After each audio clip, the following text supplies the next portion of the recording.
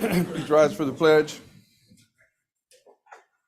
Pledge allegiance to the flag of the United States of America and to the republic for which it stands, one nation, under God, indivisible, with liberty and justice for all. Honor the Texas flag. I pledge allegiance to thee, Texas, one state, under God, one and indivisible. Good morning, everybody. Commissioners Court for today, August 14th, 2023, 9 a.m. is now in session. Agenda item number 3, public testimony. I think we do have one.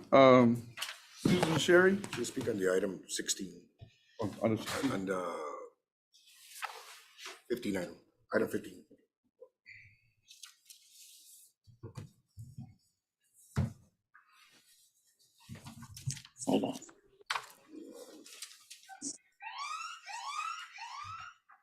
If there's nobody else who would like to speak on the, Mary. There's no single right now. Hey, Judge.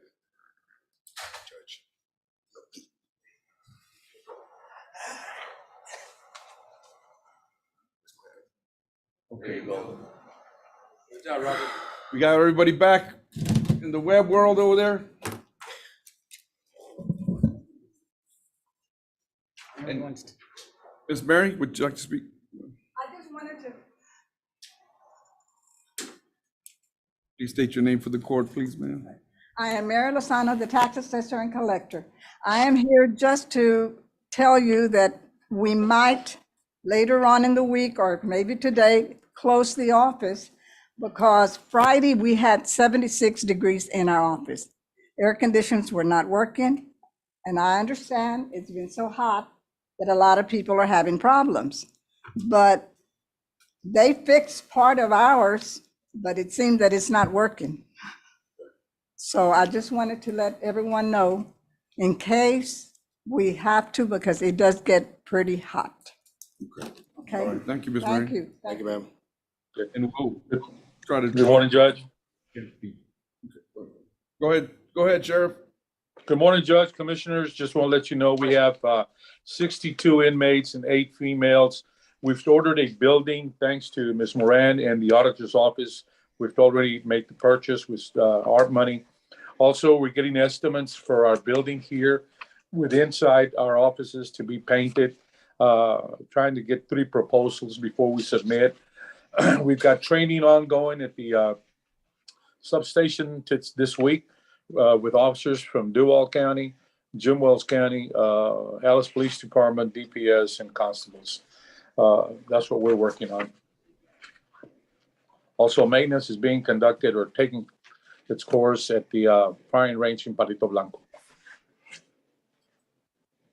Thank you, Sheriff. Is there anybody else who'd like to speak during public comment?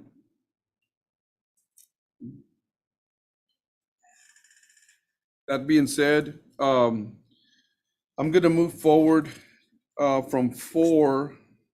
I'm going to move forward to number 8. We do have our financial advisors on the web, and I know they have some other things they have to do this morning. I would like to take care of this item as quick as we can. So agenda item number 8, discuss, consider, and approve an order approving an issuance of Jim Wells County, Texas tax note, series 2023, authorizing a purchase contract, a paying agent register agreement, and making other provisions regarding such notes and matters incident thereto. I think we have Mr. Aguilera on the. Yes, Judge. Thank you. Good morning to everyone. And thank you very much for allowing me to be able to present to you via Zoom this morning. I was explaining to the judge, I recently had some eye surgery and I'm still not being able to see things quite in focus. So look forward to going and meeting everybody in person. And I think we're going to have some follow-up meetings anyway along the lines for this financing. So I will be seeing everyone soon. Judge, we have prepared an order for consideration for the court, and this is an order to authorize the sale of tax notes. As part of the order, there's some financial information that is very important and is crucial for your consideration. And I would like to yield at this time the floor to Ms. Esther Young of Tijerina, Galvan, and Lawrence to be able to discuss with you the financial information, and then she'll yield back to me so I may be able to and then discuss the order in further detail. Esther, are you available? I'm here. Thank you, Juan. Good morning, everybody. Esther Young with TGL, as Juan mentioned. Morning. Thank you for letting us join via Zoom. Also, we're a little bit overstretched today, so we're doing everything virtual so we can get it all. As Juan mentioned, we'll just go over some high points. Do y'all have this presentation that I think Robert emailed to you guys? It's a short little book. Perfect. Okay, so if we'll just flip to that very first page that says sources and uses on top, this is a quick overview of the $1,575,000 loan that priced this past Friday.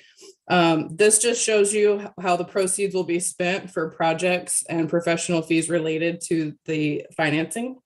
You'll see here the par amount, 1.575 million, which gives you a project fund available of 1.51 million. The remaining 65,000 going to pay all professional fees and costs related to the financing. If you'll flip to page 3, this is a summary of the bids received. So we used a placement agent, FHN, who put together a bid sheet, presented the terms to all of his universe of bidders. We had a lot of banks looking and interested. You'll see here we ended up getting 4 bids this past Friday afternoon. The winner was the Presidio short-term tax exempt fund at 4.352%. So that's your interest rate on this loan. It's callable anytime at par, which means anytime that would be economically beneficial to refund this, you can without a penalty. It's a nice feature. Usually on a loan this short, you would either not be able to call it or you would have a pretty strong premium to call it. So that's a good feature there. You'll see the other terms, $400 annual paying agent fee, which is a standard paying agent fee. If we'll flip to the next page, there's a lot happening here, but we'll break it down and cover it quickly. So on the far left side, you'll see that's your net assessed valuation as we know it. For 23 and 24, we saw some good growth, 10.4% going into 2024. Assuming a collections rate of 93% and that AV of 2.939 billion, and your existing debt, you'll see comes off in column D. It's paid off for next year. So assuming that we are able to layer in these new tax notes with no tax rate increase. So in column E, you'll see this $1.575 million loan that you're considering this morning. 7-year loan. Go ahead. Oh, sorry. 7-year loan at 4.24% with your $1.51 million project fund. Over in column J, you'll see your this debt service with no increase in your INS tax rate. We flip to the next page. Quick timeline of events. So this process officially began late July. County staff worked really efficiently to provide everything we needed to TGL and to Juan and Humberto to get everything done, to answer all the bidders' questions. We took bids this past Friday, August 11th, got those 4 bids. And assuming that it's approved this morning, it will close on Wednesday, September 6th, and those funds will be deposited to the county's project fund and available for use. And then the last page is just an overview of the working group, everyone involved. You'll see here that we've already talked about. So I know that was quick. I want to pause for any questions on the numbers before I yield back to Juan. I just wanted to make sure that we were we were vocal and transparent on all the information that's on here. We currently are going to make our last payment on INS funds this September by reissuing this tax note and garnering the funds. We are going to have that payment for the next 7 years. Yes, sir. The payment from the payment that we've been making the last 7 years, to my knowledge, increases only by $5,000, That's correct? correct. Yes, sir. And there's no increase in any tax rates No tax rate increase required to pay it. No, sir. due to this issuance of tax notes that we're talking about today, correct? Yes, sir. The tax rate will remain the same given your current AV and collections rate. No increase. I think that's all the questions that I have. I don't know if any of my commissioners have any questions. I know that we worked really diligent with our county attorney, with our commissioners court, with my staff, and with your all staff, and we really appreciate the engagement that you all have provided, and the swift and crisp garnering of these how many were they? We got 4 bids. 4 bids.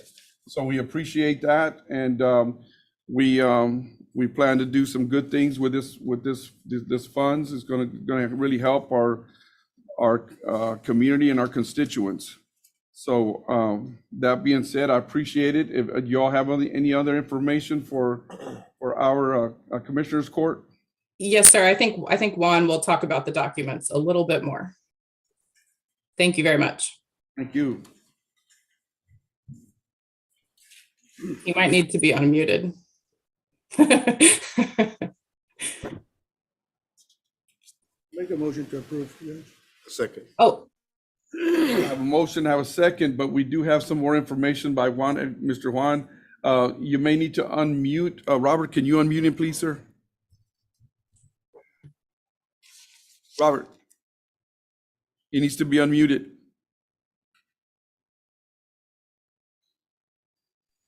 Thank you. I was trying to speak and I was still being muted. We apologize for that, sir. I'm sorry? We apologize for that. Go ahead and continue. No, not a problem. Not a problem. It's just I just wanted to reiterate what Esther has pointed out, and what the judge has also pointed out, Judge Trevino, and that we followed pretty much. We did follow to the T all the requests and all the important things that were outlined by the judge. And of course, he wanted to follow the sentiments of the commissioners court, which is very important, that there be no tax increase. And I know that's thanks to TGL and Esther, of course, that for all the work that they did to make sure that all the bids and the payments align with no tax increases. So that's thanks to them. But everything that Esther has discussed has been implemented or have been incorporated into the order. So if the commissioners would like to proceed and this to adopt this order, all we need is a motion to adopt the order as presented. Okay, I had a motion by Mr. Garcia and a second by Ms. Gonzalez. By Mr. Gonzalez. So that being said, is there any further discussion needed by our commissioners court or anybody else involved? No? Okay, have a motion, have a second. All in favor say aye. Aye. All opposed, same sign. Motion carries, and I'm an aye on that one too. Thank you all very much. We really appreciate y'all's help, and I'm sure we'll be leaning y'all on you guys for the next few years. Thank you all very much. We yes, appreciate sir. it. Thank you. Thank you very much. Yes, sir. Thank you. And just for the Commissioners Court information and information for everybody else, moving forward with these funds and what these funds are supposed to be used for. We will gather and assign a steering committee who will gather their focus and see where we take it from here. Thank you all. Back to agenda item number 4. Presentation and discussion on information regarding the anticipated remaining useful life of our courthouse elevator and future availability of replacement parts and equipment for this maintenance repair. So as everyone has known, we've had problems with our elevator probably for last 8 years, I would figure, maybe more. And I am not happy to announce that the parts are getting scarce, and the electrical portion of all the elevator probably needs to be updated for sure. And I think it's time that we start focusing our ideas and some of our budget to formulating an anticipated huge cost to replace that elevators. So, Mr. Lance, I know you've been working on this for a few weeks. We had that last malfunction, and I'll let you explain what we had to do and present a little more. Commissioners, Judge Lance Brown for the record.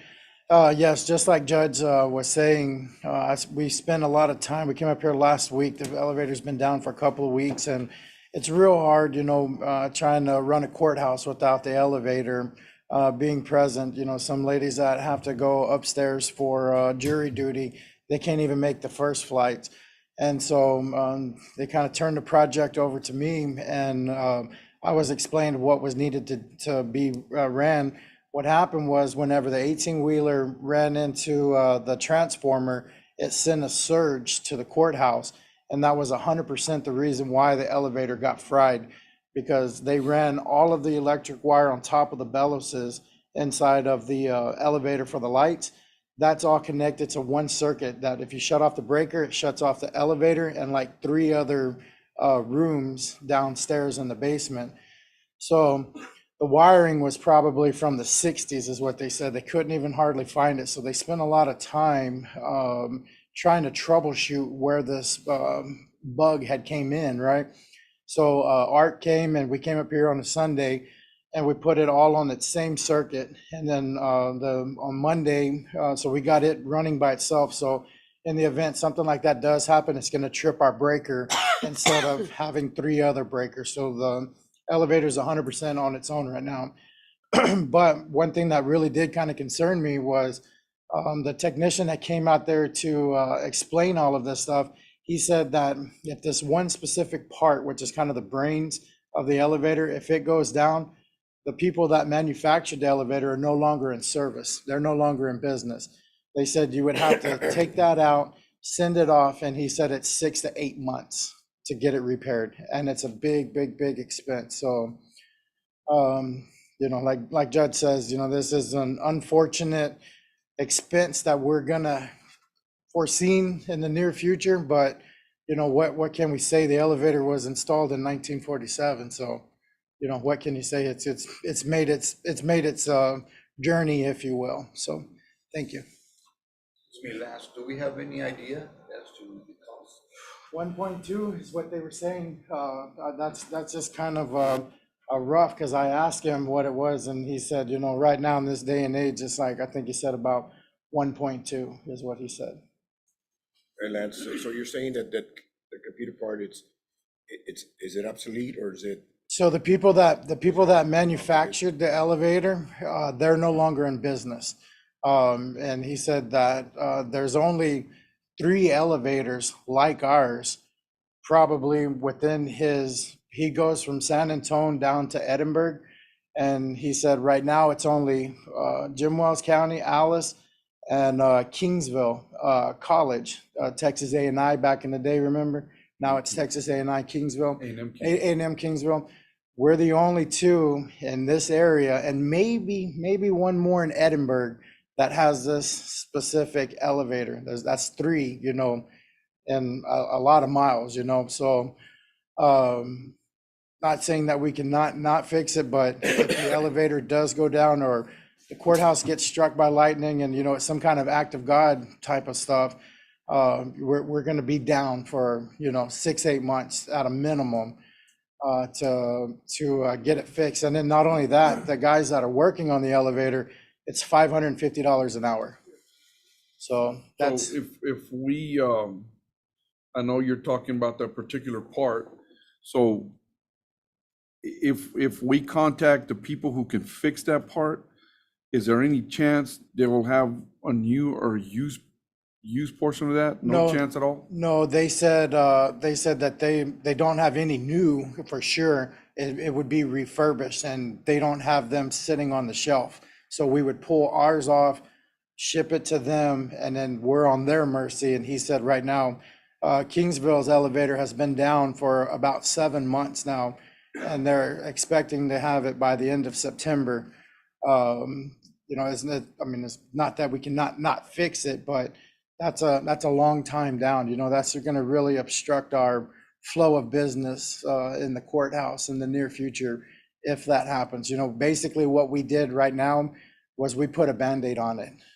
You know, how long is it going to last? We don't know, but you know, it seems to be working pretty good. You know, and we definitely don't want to get anybody stuck in there. So, you know, as of right now, the safety inspection's coming up at the end of this month as well, the 2-year, you know, anniversary. So they're going to come in and inspect it, and then we'll have better details at the end of the month on how everything's looking. So it looks like right now it looks like we're all right, but like Judge says, you know, in the near future, I'd say within the next year or two, you know, we definitely need to try to start Judge, budgeting. I think it's running right now, so we need to look into replacing it. We can go on and on the parts and all of this, but there's different companies that deal with elevators. Right. You know, and we need to kind of look into the cost. That's the first thing we need to do. Right, and you're exactly right. So I'm not a specialty in elevators, Asking you to but do it, we just need to go Yes, sir. find elevator companies that, to come look at it and see what the cost would be. yes, sir. Yeah, get a good number, but I could definitely work on that project and get something back for you guys. We'll sit down and develop a plan of action on how we're going to address this issue. But thank you, and thank you for bringing it to the court's information, and we'll move forward on getting more information on how we can address it.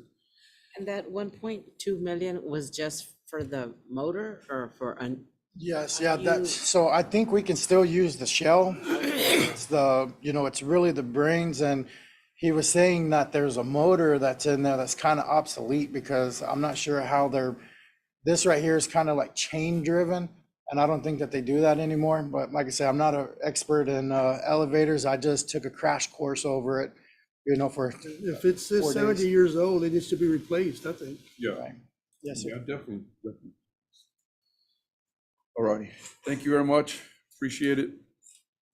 Agenda item number 5, presentation by Roel Gomez, United States Department of Agriculture, USDA, on current programs available in Jim Wells County. And I think we have Mr. Gomez on Zoom. Robert, you got him? Awesome. Thank you, sir. Mr. Gomez, can you hear us?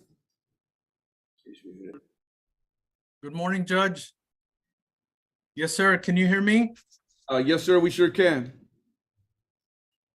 Judge, Good morning. okay, thank you. Good morning, Judge, Commissioners. My name is Roel Gomez, Area Director for USDA Rural Development.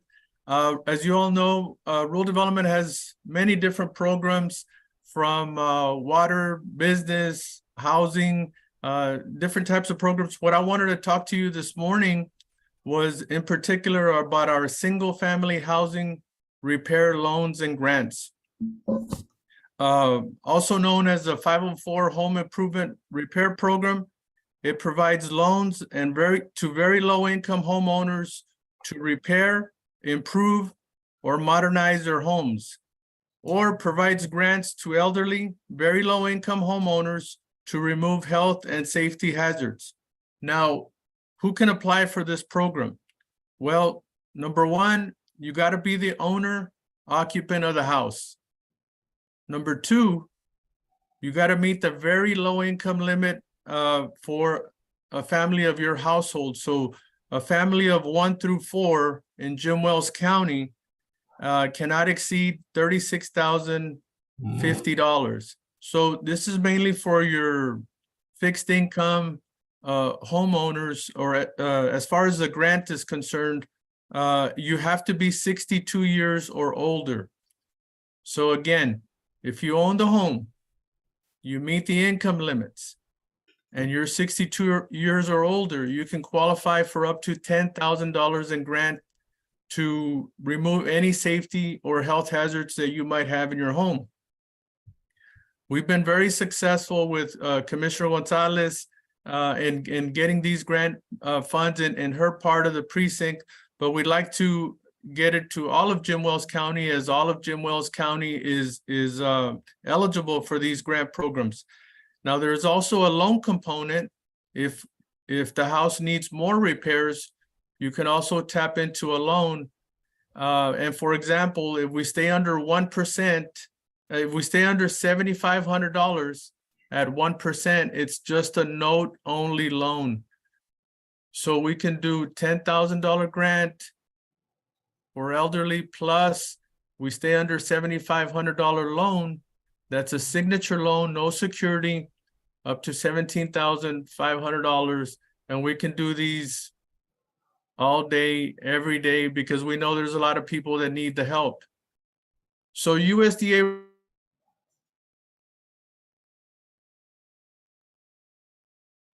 We lose him? Mr. Gomez, did we lose you?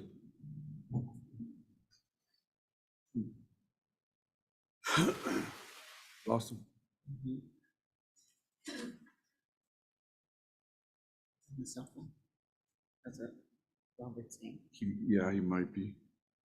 I think he was traveling. Anyway, the loan is at 20-year and they finance it at 1%.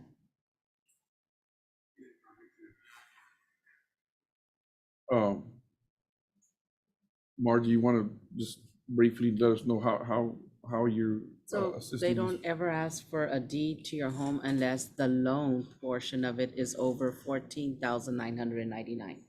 Up to that, you don't need to put a deed for your home.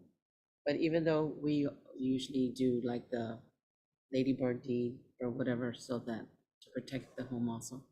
But 1% interest for 20 years. I have one that just went over maybe by 2,000, and her payment is $8.52. What? $8.52. So I always encourage the elderly that we've helped, and not only in my precinct, all over Jim Wells, to fix their home, to be comfortable, because at 1% interest, you're really just paying back your own money. And you have 20 years to pay for it. So even if they're elderly, whoever takes over the home can finish paying the loan. Okay. I think he's back, Robert. No? Oh, he's down there.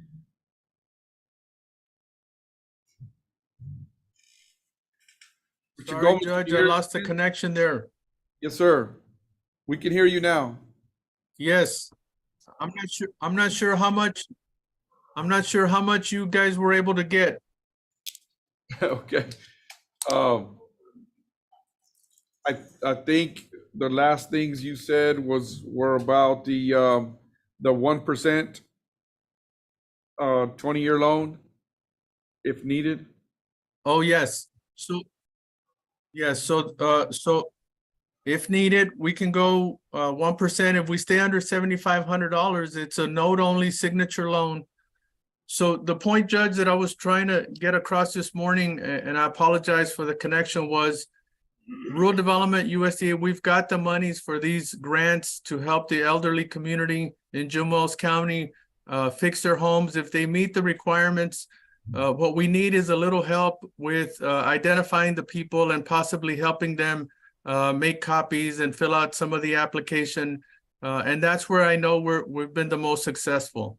And I'm willing to go meet with any of the commissioners, do a workshop, do a training, just to get these dollars into Jim Wells County, because there is a lot of money right now.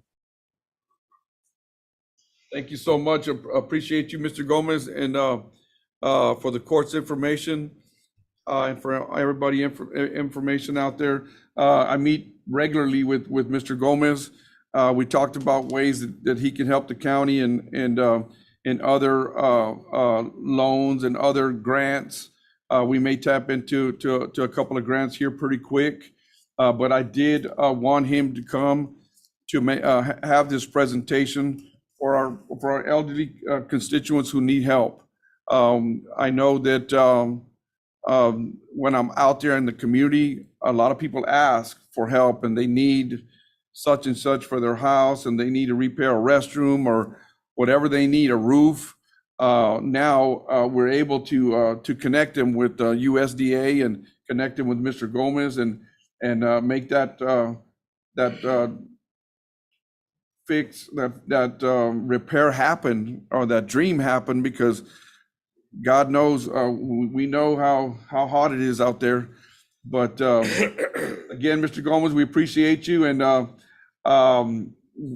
the commissioners or anybody who needs help, who should we send them to?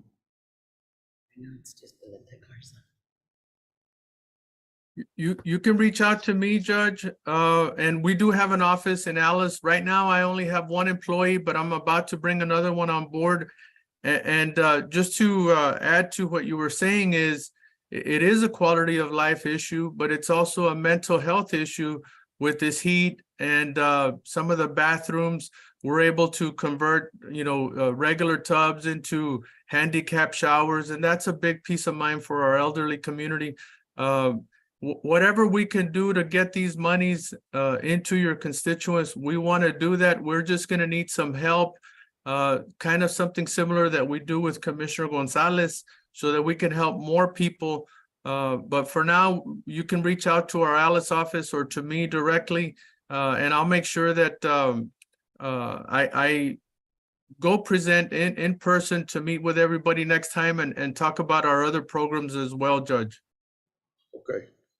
Yes, sir. We appreciate that, Mr. Gomez, and thank you for attending here this morning, and we'll definitely keep in touch. Thank you, Mr. Gomez. Thank you. Thank you, Mr. Morris. Thank you. Thank you. Thank you. Okay, moving forward to agenda item number 6, discuss, consider, and take action on minutes of previous meeting or meetings. I make a motion to approve. Second. I have a motion and I have a second. Is there any further discussion needed? All in favor say aye. Aye. Aye. All opposed, same sign. Motion carries. Agenda item number 7, consent agenda. Consent agenda items will be voted upon in one vote and will not be discussed separately unless requested by the county judge, commissioner, or a citizen. Can I entertain a Judge? motion? Yes. Commissioners, I looked over the request and I approve of the request as well. So, I make a motion to approve. Second. I have a motion and I have a second. Is there any further discussion needed? All in favor say aye. Aye. All opposed, same sign. Motion carries.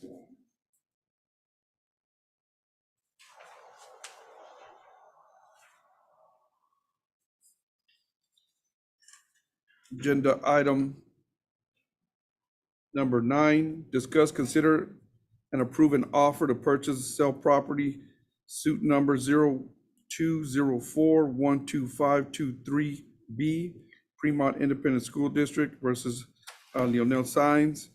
Account number 1235014100000. Lots 47 and 48, Block 41, City of Fremont, Jim Wells County, as described in Volume 168, page 383, deed records of Jim Wells County, Texas.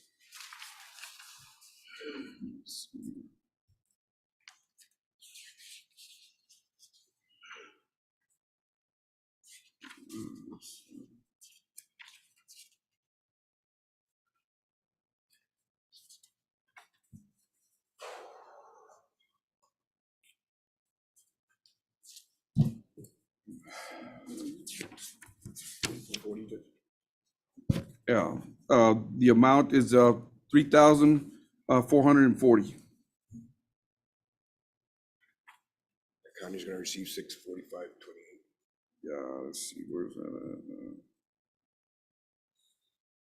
645.28.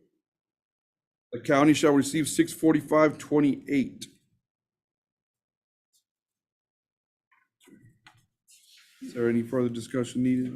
Motion to approve. Second. I have a motion, I have a second. Is there any further discussion needed? All in favor say aye. Aye. All opposed, same sign.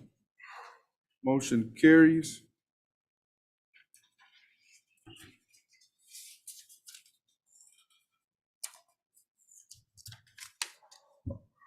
Hopefully they'll clean it up. Do what now? Say, hopefully they'll clean it up. Yes, sir. Since a burned building.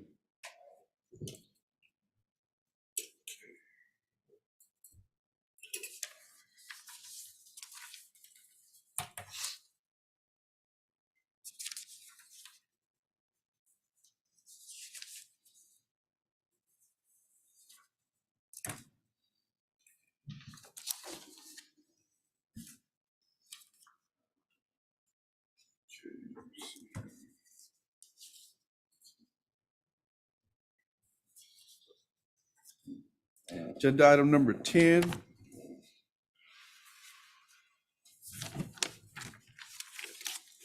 Discuss and act upon a proposed resolution presented by a representative from Community Action Corporation of South Texas authorizing county grant program year 2024, Texas Department of Agriculture, Texans Feeding Texans, Home Delivered Meals Grant Program.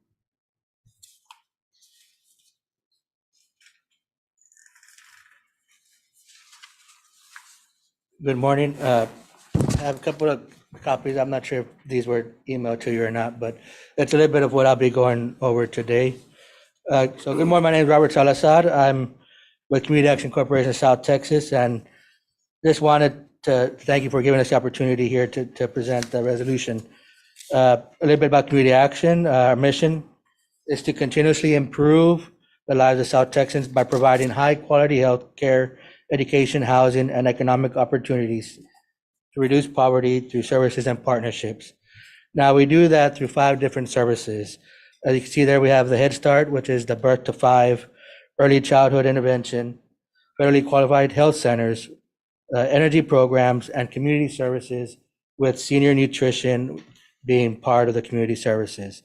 So in Jim Wells County, residents are eligible to qualify for services in 5 divisions, which being the congregate meals for congregate settings, transportation, and then different venues of home delivered meals. Now, the Senior Nutrition Services Program provides quality services and meals with a registered dietitian approved support to protect against food insecurity, to help them continue to live independent and fulfilling lives. In addition to receiving nutritious meals, program participants are provided with social contact, nutrition education, and referrals to internal and external agencies to help them meet their needs. As I mentioned before, one of those streams of congregate meals, so which a senior is able to go to one of our congregate sites, they'll be able to socialize and engage in activities in a congregate setting with other elderly as the meal is provided. And if they are unable to go to the congregate setting, a meal will be provided to them in their home. And so that way, if they want to remain in their homes but are unable to go to the site, they can still have that nutritious meal provided to them. Throughout October, from October to July, in which our program generally starts, we've served 635 clients in Jim Wells County. We've served 12,307 meals in our congregate sites and 95,968 being delivered to the clients in their home. So for a total of 108,000 meals to our clients. Which brings me to the Texas Department of Agriculture, the resolution today. This resolution helps us qualify for additional grants, an additional granting funding stream, and that we wanted to request that for beginning January to December of 2024, where the county's continued assistance of the 28,000 to help us provide these meals for elderly in Jim Wells County. Yes, sir. Thank you so much for the presentation. And I'm pretty sure I speak for my commissioners court. We appreciate what y'all do for us. And we really want to continue to support you guys for supporting our elderly. And the agenda item or two before, it shows that our continued support and our continued commitment to our elderly folks here in Jim Wells County. And that being said, can I entertain a motion? Make a motion to approve Second. the resolution. I have a motion and I have a second. Is there any further discussion needed?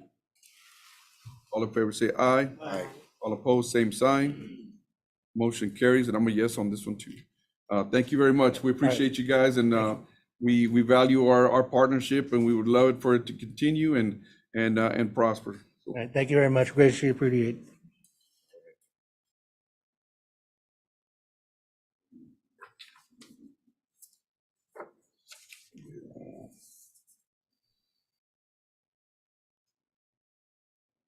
Agenda item number 11. Discuss, consider, and take action to enter into a final agreement for an intergovernmental support agreement, IGSA, with Naval Air Station Kingsville, the Department of Navy, to provide list services to Naval Air Station Kingsville, Orange Grove Naval Auxiliary Field, as may required by the Navy.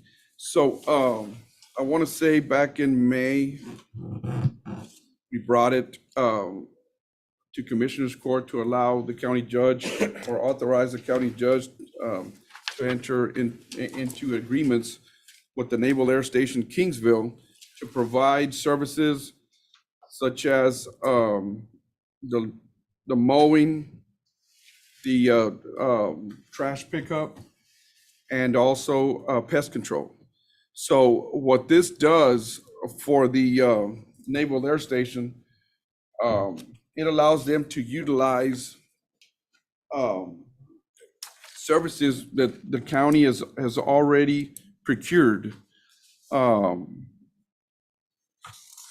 in all their everyday doings. For example, the pest control, we already have contracts, or we have our individuals that come and do our pest control, and we've gone through the procurement process already.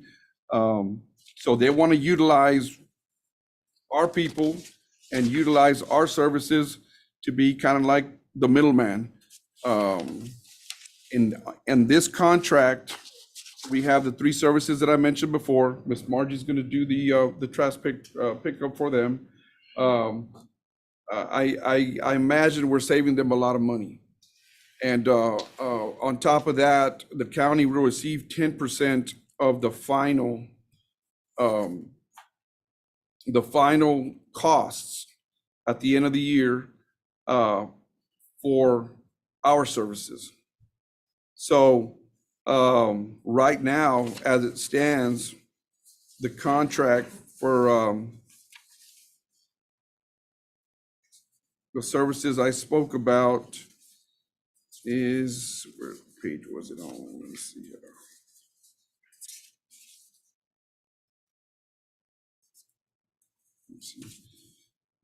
$248,000 I wanted to give out the exact number, but it's $248,000. Out of that, the county will receive 24,800 or 24,400.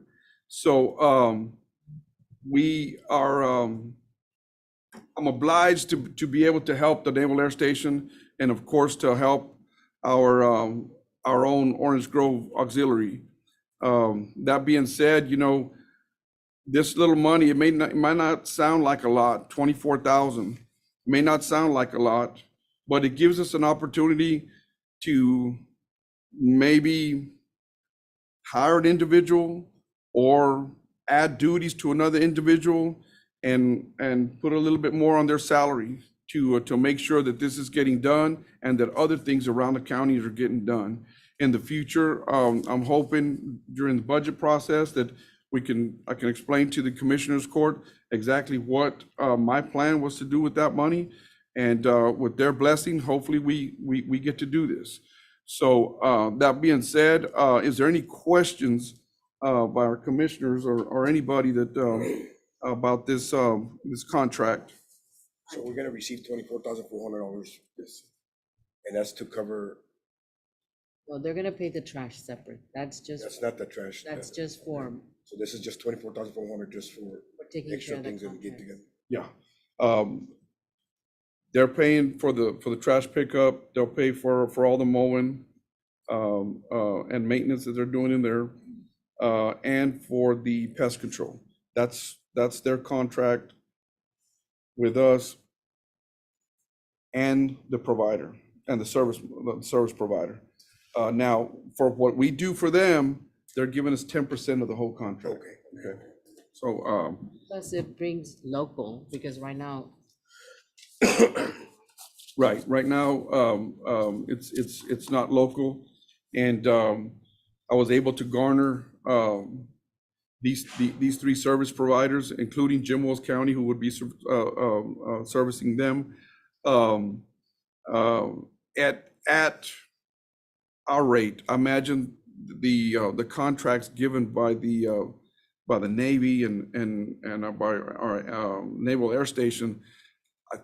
I would imagine that they're huge contracts. So I think we're saving them a lot of money, and we're saving them a lot of work because these people have already been procured by us. So we're saving them man hours. We're saving them money and wages on the projects, and at the same time, we're garnering a little bit to make sure that we do what needs to be done. That being presented and that being said, can I entertain a motion to approve? I make a motion to take action to enter into the final agreement with the Naval Air Station in Kingsville, I have a motion. Can I have a second? Orange Grove Naval Auxiliary. Second. I'll second it. I have a motion and I have a second. Is there any further discussion needed? All in favor say aye. Aye. All opposed, same sign. Motion carries, and I'm an aye on this one too.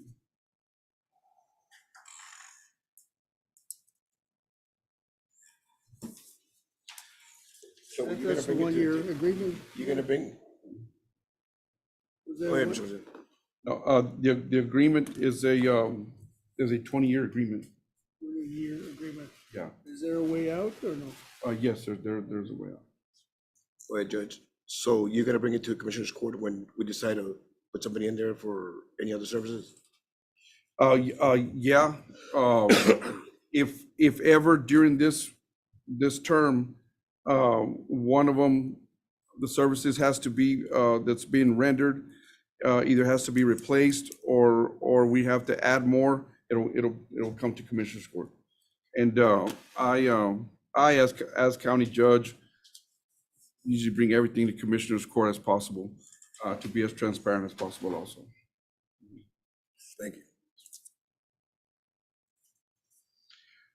Agenda item number 12, discuss, consider, and take action on opening sealed bids for the modified road system seal coat projects for Jim Wells County Precinct 1, 2, and 3, and establishing an evaluation committee for review of each bid proposal to make a recommendation on to award the project to the most qualified and most cost-effective bidder.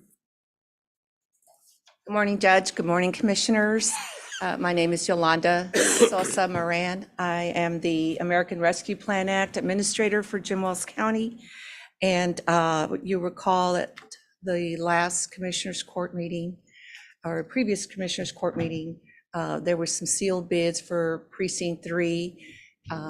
And Commissioners Court decided not to move forward with those, with the decision made to go into a modified road system to include additional roads, with Precinct 1, 2, and 3 participating in this modified road system. We did publish the bid packet and put the notice as required by our Texas Local Government Code.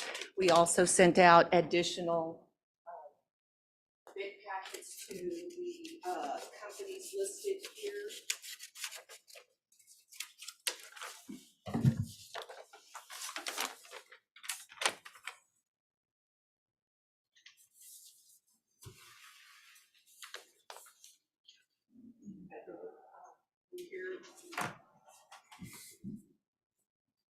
We're here this morning to open those bids and also to have Commissioners Court appoint members to an evaluation committee as required through our Category 3 Jim Wells County procurement policy, that we appoint an evaluation committee to review these bids and come back at the next Commissioners Court with a recommendation.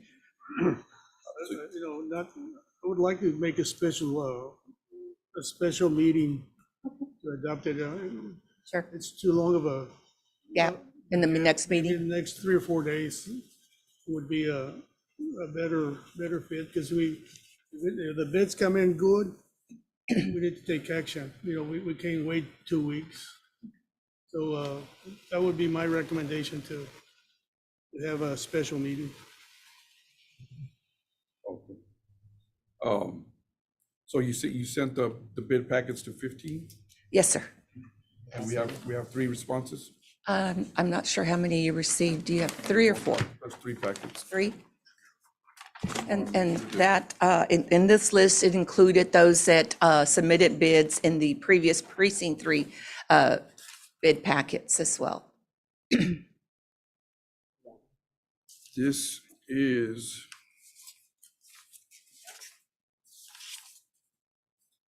J. Carroll Weaver.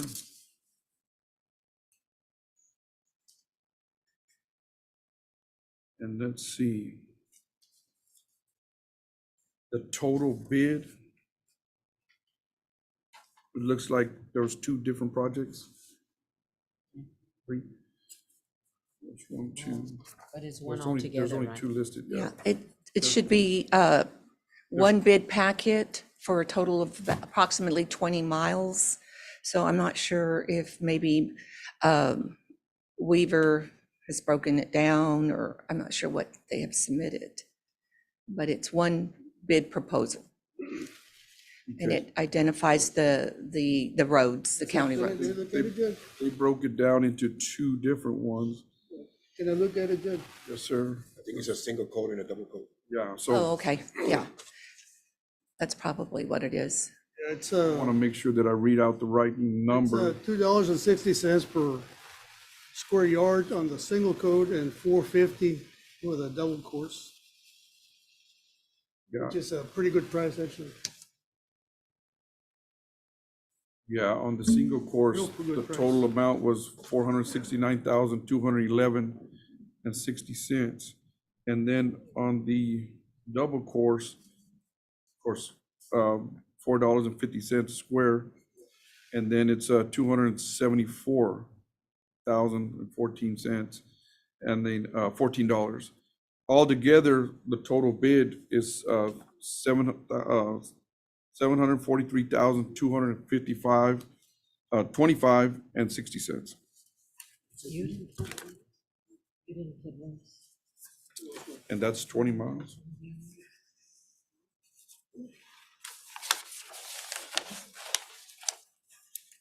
Is that only 2?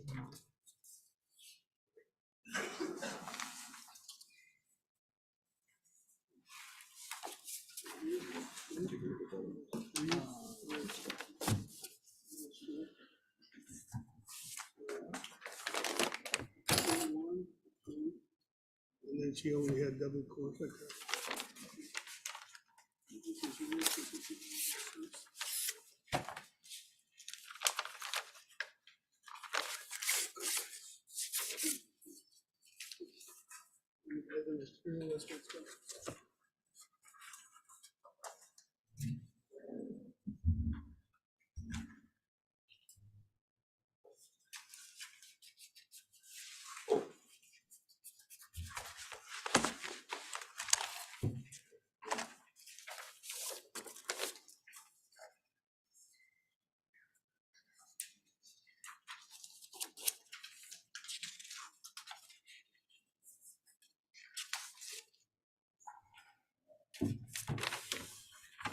This next one is, no, that's not it.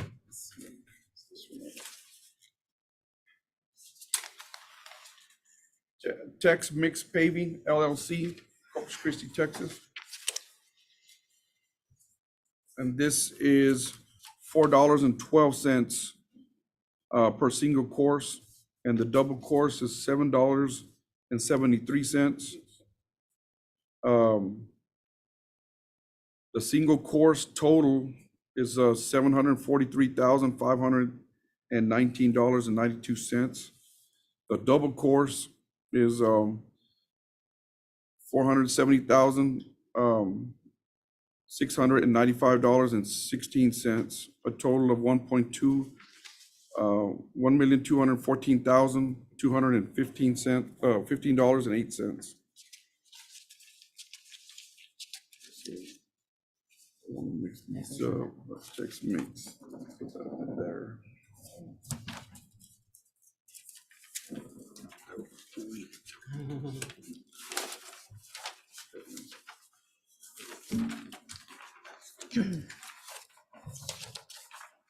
This next one is CK Newberry LLC, Corn City, Texas.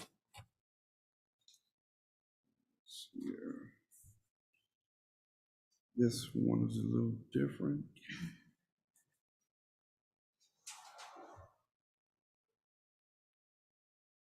I don't see a cost for square.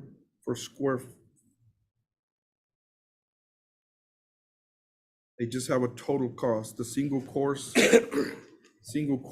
is $180,466, and the double course is $60,892. It doesn't have the square footage. That's even less. Yeah, it's even less than the other one, yes.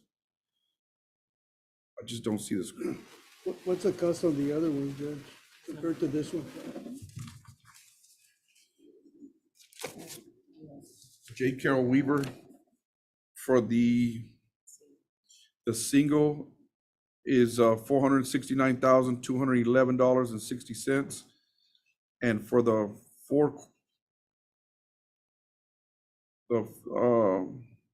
double course is $274,014. It seems like This is a lot cheaper, like real cheap. Anyway, yeah. well, you know,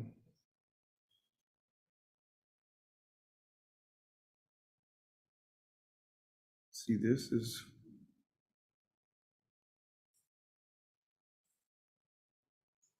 I'm not sure.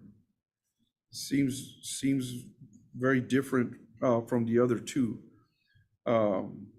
I guess you gave them a bid form. Let me see if the bid form's in here. This is harder to read, and I'm not sure.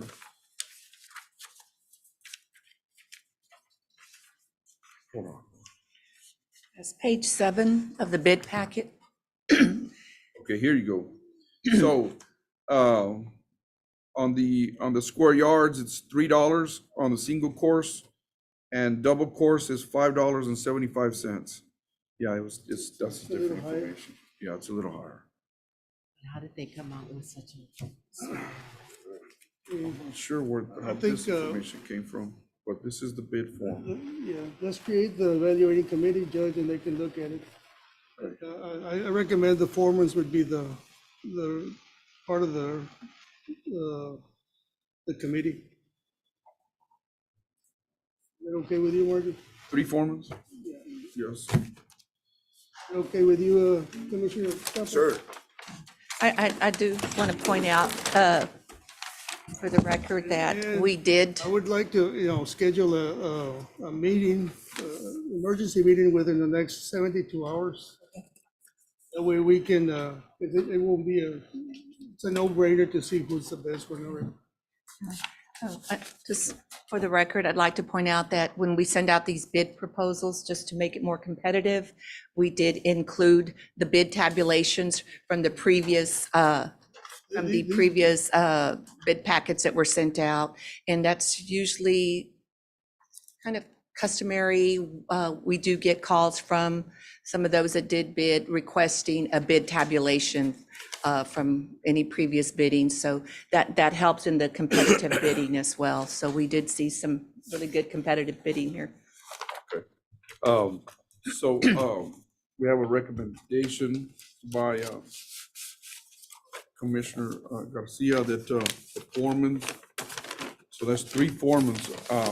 Yes, sir. That's plenty, right? Yes, sir. I believe that that's the minimum in the policy, that we at least have 3. And I could schedule that meeting right away. Commissioner Huicho Gonzalez is always allowed us to have the bid evaluation proposal review at his office, if I may request permission to use that. Thank you, sir. Okay, and we'll schedule, let me see, it's 15, 16, 17. Yes, I wouldn't. Okay. Can I entertain a motion? Make a motion to approve. second. I have a motion and a second to approve agenda item. Let's see where, To create a committee and to set up a meeting within 72 hours to award the bid.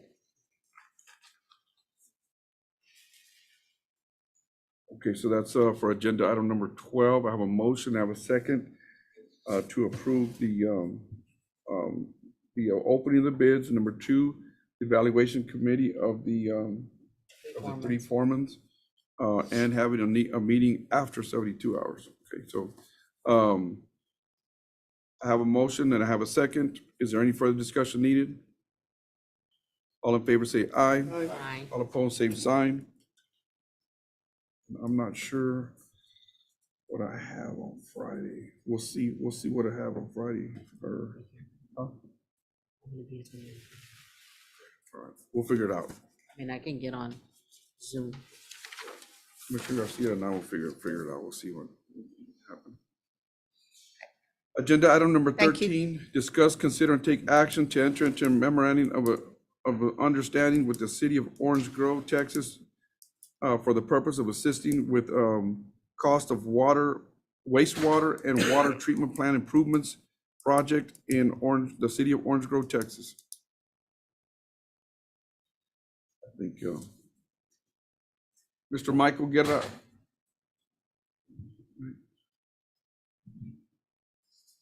Robert. Okay, I think he unmuted me now.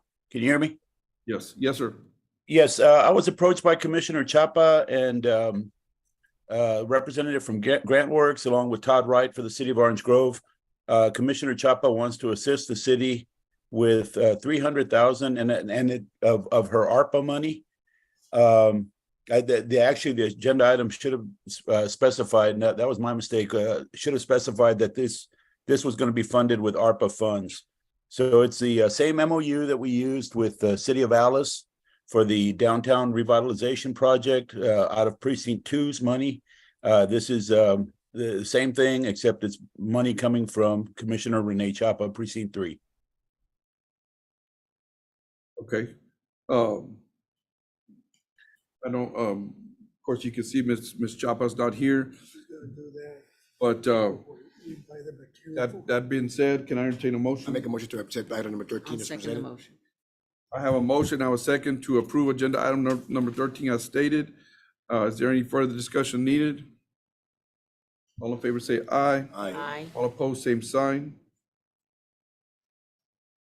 Congratulations to Orange Grove, Texas, and to the Jim Wells County. We're going to be working together like we do with the city of Alice, and we're hoping to work with Fremont and all our other cities within Jim Wells County to show that equity and inclusion are one of our staples here in Jim Wells County. Commissioners Court.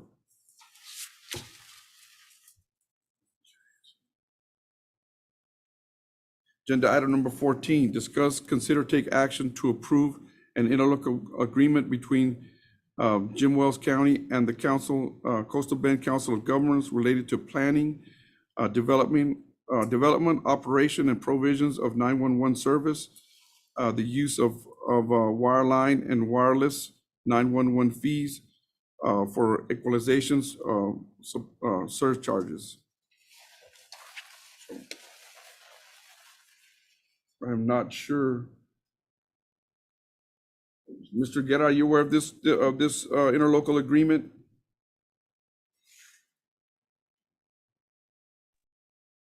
Yes, this is just a standard agreement we have with the COG. They're the ones that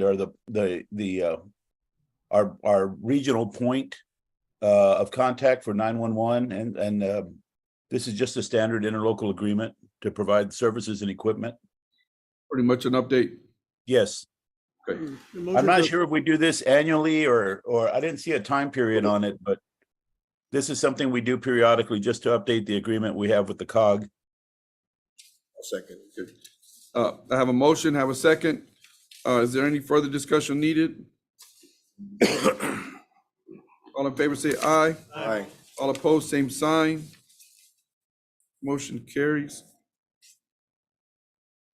Agenda item number 15, discuss, consider, and take action to adopt a resolution naming the recently acquired Fremont Methodist Church building to William Martin Bill Laughlin Community Center. Judge, I requested this resolution to be put on here. Here about 3-4 months ago, we purchased the Methodist Church here in Fremont through ARPA funds. And when we came in, we discussed the issues, the things that we were gonna do and stuff like that. I only found it fair that it'd be only right to name it after somebody had done so much for the community of Fremont and for Jim Wells County, Precinct 4, for almost 42 years. Mr. Bill Laughlin, which I'm pretty sure everybody's familiar with him. I've heard of him somehow, some way, one way or another. And I'd like to read something here real quick that Susan Sherry, his daughter, present here today, wrote for us. And I just wanna read it for you guys real quick. Mr. Laughlin was elected to his first term as a county commissioner in Precinct 4 in the fall of 1947. At the age of 26, he served in consecutive terms until his death in December 1989. Mr. Laughlin was a member of the Methodist Church that will now be used to serve the people of Fremont and Jim Wells County. His love and compassion for the people he served will be his legacy. And that's so very true. He was a member of that church, and I only found it right to be able to name it after him. So I'd like to see the court will support us in passing this resolution to name it after W.M. Bill Laughlin Building. I make a motion to adopt the resolution. I have a motion and I have a second. Further discussion? I would like to add and second everything that Mr. Gonzalez has mentioned about Mr. Laughlin. We can hear a lot of stories. I get to hear them from my father-in-law about Mr. Laughlin, about a lot of stuff that he did. And Warren was set pretty high, huh? yeah, and Say the least. and what he learned from Mr. Laughlin too. So we really appreciate that. That being said, I would like that to be the main name, but on somewhere on the sign or somewhere that it says that it's a emergency management center also, somewhere in between there, somewhere in there, just for future grant opportunities that may arise from it. But I can make that motion, right? Mr. Guerra, I can make that motion myself? There's already a motion? There's already motion and second? Okay, all right. So we have a motion, we have a second. All in favor, say aye. Aye. All opposed, same sign. And I will be a yay on that one too, and we're gonna give the floor to Ms. Sherry right now.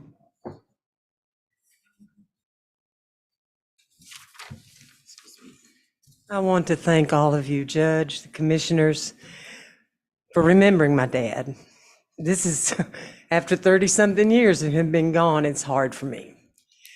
My mom and dad married in 43. He was raised a Baptist. My mother converted him to a Methodist. He was on the committee that built the church that now will be the community center in Fremont. When we closed the doors to that church, it was one of the hardest things that we ever had to do.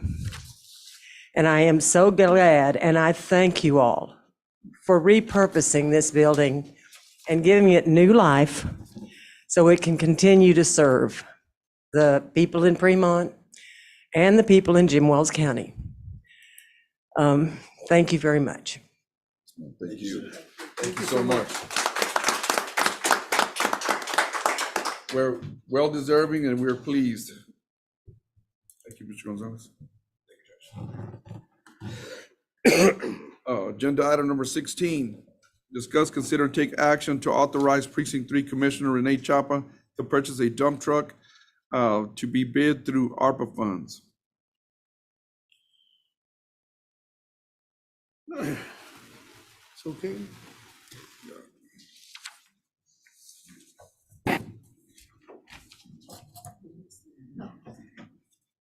Commissioners, I was approached by Commissioner Ms. Renee Chapa, Precinct 3. She would like to purchase a dump truck with the use of the ARPA funds to be used in her community. So I'd like to request that we be given authorization to go out for bids. I make a motion to approve Precinct 3 to purchase a dump truck. I have a motion, I have a second to approve agenda item number 16 as stated. Is there any further discussion needed? All in favor say aye. Aye. All opposed, same sign. Motion carries. Agenda item number 17, discuss, consider, and take action to authorize Jim Wells County Commissioner Ventura Garcia, Precinct 2, 12-foot mower. To purchase a 12-foot one. Yeah.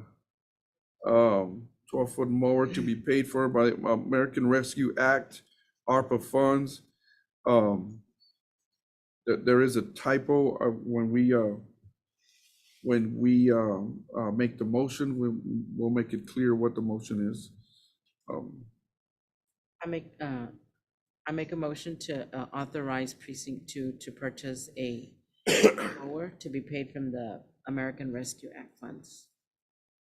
12-foot, is it a 12-foot? 12-foot mower. 12-foot. A second. 12-foot. Okay.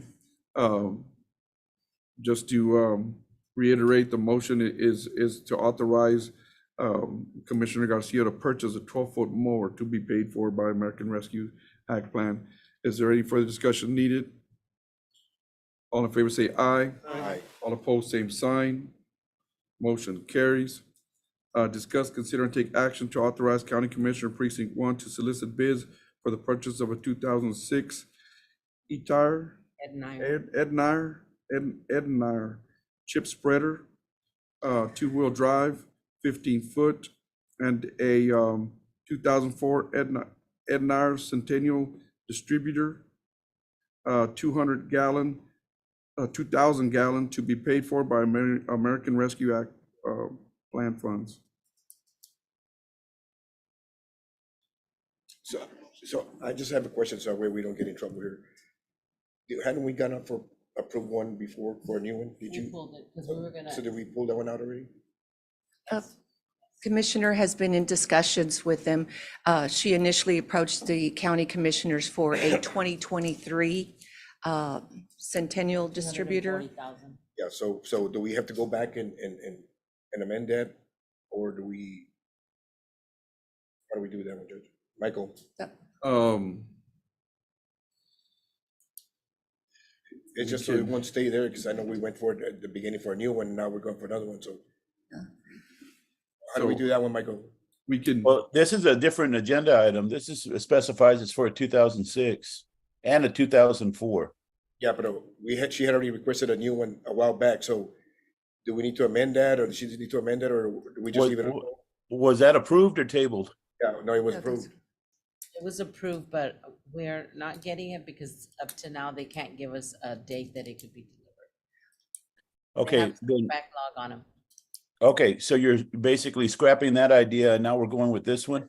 Yes, sir. Okay, so then why don't we, at this meeting we're having on Friday, just have an item to rescind, consider and take action to rescind the prior action on the other piece of equipment, just to clean that up. We'll rescind that one, and then I'm assuming you're going to approve this one here today then. Thank you, Mr. Rivera. Thank you. Is that okay, Yolanda? Yes, sir, that would be great. I guess my only other question is, Michael, since we did have contact with that company and submitted a purchase order to them to begin the actual building of the distributor and the chassis, should we do something in writing or just so it Well, doesn't go back okay, to us as far as contracts or something? Same company. It's gonna Okay, be the same company. that's a very important fact that got left out. Okay, look, how far along are we? Have we signed a contract? Have we sent them any money? Are we obligated to buy that one already? No, actually, I've been working with them. It's because they could never give me a date to deliver the new piece of equipment, and we need the equipment. And so we worked on just getting some used equipment that they have rebuilt, like new. And so they've been in on the whole discussion because it's the same. Have you company. signed a contract with them? And if so, are they willing to release us from it? There's no contract. Nothing was ever signed. Has any money changed hands yet? No. Are they willing, but at least verbally, have they assured you that they're willing to release us from that obligation? Yes. Yes. Okay. Yeah, just need to be sure because we don't want to end up buying 3. Yes, no? I believe, Michael, if I understand Commissioner, she's been in contact with them since it's the same company, and it's basically going to be an exchange since they cannot guarantee when they can deliver the 2023 equipment, that an agreement has been made verbally to purchase the used equipment instead. If we need to get something in writing, we can certainly do that and maybe come back and send that to you to look at. I mean. Well, yeah, we do need something in writing, and that if we can get it by Friday, then or whenever they have this next meeting, we can take action on it then. But in the meantime, It can be added to. if this gets approved, my suggestion or my advice is don't sign any purchase orders or any type of contract or forward any money until we take care of cleaning up that first one and make sure that we're released from that before we, is that just one piece of equipment, that first one? It's the distributor and the chassis. I mean, they go together, they're built separately. Michael, can we table this and put it on the emergency meeting on next 2-3 days? Yeah, I believe that's what he Yeah. said. Yeah, we don't want to step into a situation where now we're obligated to buy 4 pieces of equipment when we only wanted to buy 2. I want to make sure that okay, we're going to buy these other 2 pieces, but we're no longer obligated on that first purchase. yeah, I recommend that we put them both on the same agenda, and at the same day. And take care of both of them at the same time, make sure we can. Yes, sir. rescind Motion our- to table. I'll second the motion. I have a motion and a second to table. Any further discussion needed?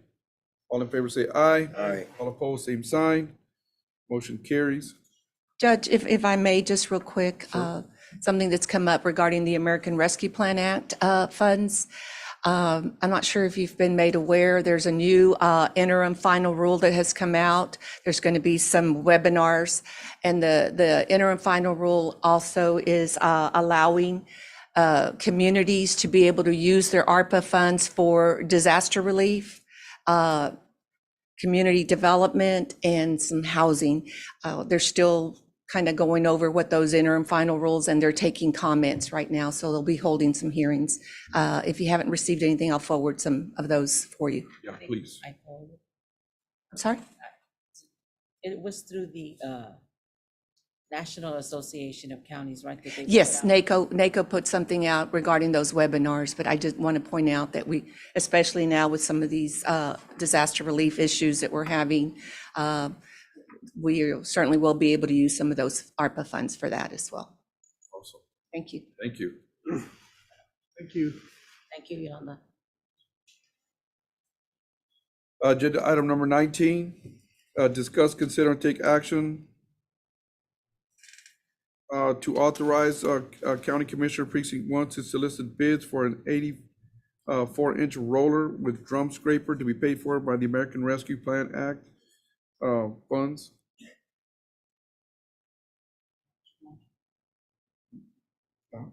Yeah, I'll make a motion to go out for bids.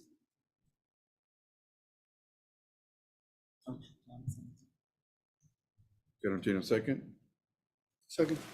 I have a motion, I have a second for agenda item number 19. Ms. Yolanda? Yes, Judge, I just want to clarify that most of these purchase authorizations are coming before you pursuant to Category 3, anything over 50,000. That commissioners must bring these forward to the Commissioners Court for authorization. So that's why you're seeing these come forward to you. Thank you. I have a motion, I have a second. Any further discussion needed? All in favor say aye. Aye. Aye. All opposed, same sign. Motion carries. Discuss, consider, and take action on approving Jim Wells County Phase 2 proposal from Motorola, Inc. that would tie all 3 sites simulcast using DIR contract and entering into a lease purchase agreement with Motorola. So I know everybody remembers the emergency management symposium that we had back in March. We've been wanting to have another one. We're just working on a couple of things that will really need to be presented in the next meeting that we have. This is one of them. One of the issues that was brought up during those discussions was our communication and our ability to communicate through the whole county on the best way possible. And right now, there's a couple of things that need to happen. And I'll let Mr. Lance explain some of the issues and how we want to address them.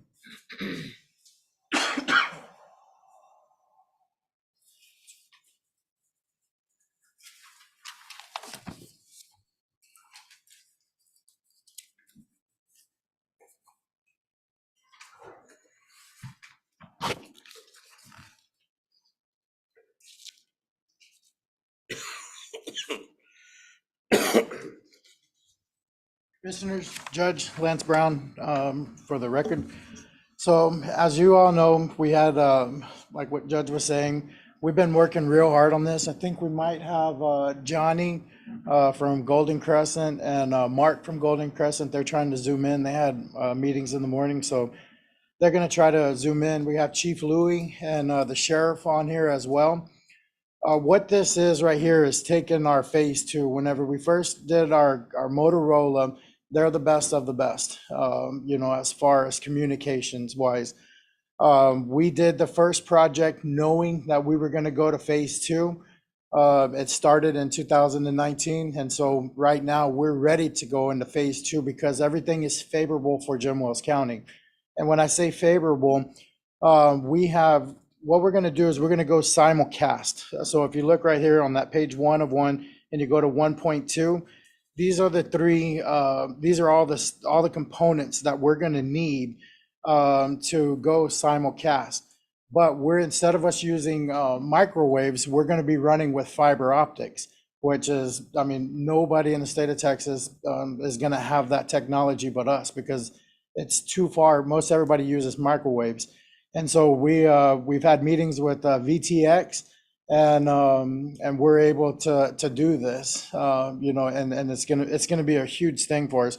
This right here is gonna be it's gonna help us out with the fire department, Jim Wells County SO, the constables, Orange Grove PD, Fremont, DPS. Everybody's gonna be able to benefit from this. Halo Flight is gonna be able to benefit from this. We're talking about public safety. Hey, we hear you loud and clear. And this right here is going to be one thing that is going to put us above the rest within our county and within the state. Right now, the way that it operates is you have to go channel north, central, and south. So I'll give you a couple of examples. A few weeks ago, they had a bust-in where they busted through the checkpoint in Duval. So the speeds were at 112 miles per hour. They were on the south channel, right? They get past 141, timeout from the game, had to click to the central tower.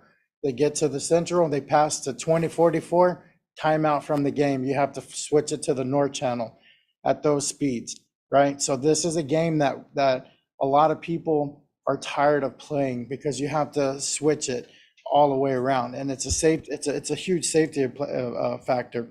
We have new employees coming. We've got people, new deputies from California. We have new deputies from the Valley. They're used to just clicking the radio and being able to talk. So if they're on the central channel, they get dispatched to go to the north channel. They get into an altercation and they're still sitting on the central channel and they're trying to break it. They won't be able to communicate. So it's a huge safety feature. We're definitely ready to, the county's ready to move forward in this. Motorola, if you look through this, is the entire proposal through Motorola. All of the engineers have already approved it. They got the specs. If we approve it today, this project would possibly be wrapped up March of 2024. It's not just a over the night fix. This is all high tech information that we're getting and equipment that we're getting. So basically, if I could intercede, one of the biggest issues that came out of the meeting, the Emergency Management Symposium, was our communication and being able to communicate from one tip of the county to the other tip of the county, La Parrita, La Gloria, all in Tecolote area, and all that, and we're not able to do that right now. no, So that creates other problems in itself. If we do this, this covers that. This will allow us to cover the whole county. That is correct, Judge. So in the event of, say we have a hurricane, right? And our all of our towers are all 100% backed up, right? And we lose communications. Well, each commissioner could possibly have a radio as well. We'll have our EOC set up here, and each commissioner could possibly have a radio. Mr. Gonzalez could be in Fremont communicating with CHAPA on the end. Hey, what resources do you need? In the event that our towers will be up and running. And so if the paging systems, if our communication cell phone, cellular devices is out, we'll still be able to, our city officials, our county officials will still be able to communicate via radio off of this. If the current situation that we have right now, we will not be able to do that. They would have to call from one side, they'd have to call the county, and then the county would have to dispatch to Fremont.